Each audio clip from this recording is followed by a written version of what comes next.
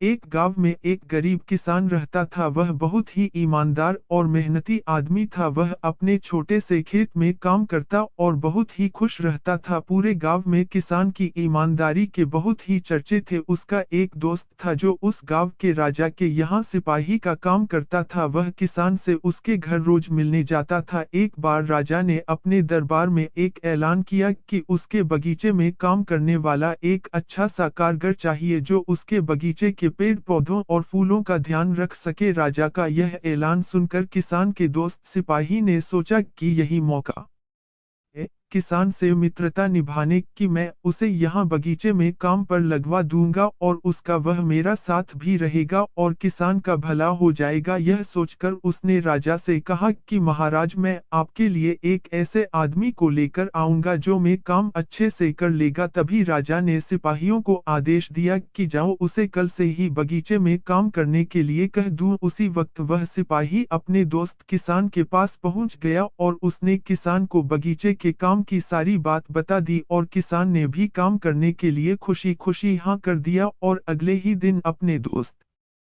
के साथ राजमहल पहुंच गया। सिपाही उसे राजा के सामने लेकर गया और राजा ने उस किसान को बगीचे की पूरी देखभाल का काम सौंप दिया और कहा कि तुम अगर पूरी ईमानदारी के साथ काम करोगे तो तुम्हें 50 सोने की मुद्राएं हर महीने दूंगा। किसान खुशी खुशी बगीचे में काम करने के लिए हाँ कर देता है और वह उसी वक्त से बगीचे में काम करने लगा। किसान बगीचे में बहुत देर लगाकर काम करता था। कुछ दिन बीत गए। किसान ने बगीचे को बहुत सुंदर व हरा भरा बना दिया। राजा को में काम बहुत पसंद आया। एक दिन किसान बगीचे में की कुछ खुदाई कर रहा था तो उसने जमीन के नीचे कुछ महसूस किया तो उसने और खुदाई की तो देखा वह नीचे एक बड़ी से संदूक थी। किसान ने वह संदूक बाहर निकाली और खोलकर देखी थी है तो क्या देखा, वह सोने और चांदी से भरी हुई थी। यह देखकर किसान बहुत खुश हुआ और अपने ईमानदारी दिखाते हुए वह राजा के पास पहुंचा और राजा को सारी बात बता दी। राजा किसान की ईमानदारी देखकर बहुत खुश हुआ और उसके साथ वहां गया जहां किसान ने खजाना निकाला था। राजा ने देखा तो कहा, यह खजाना तो हमारे पुरखों का है,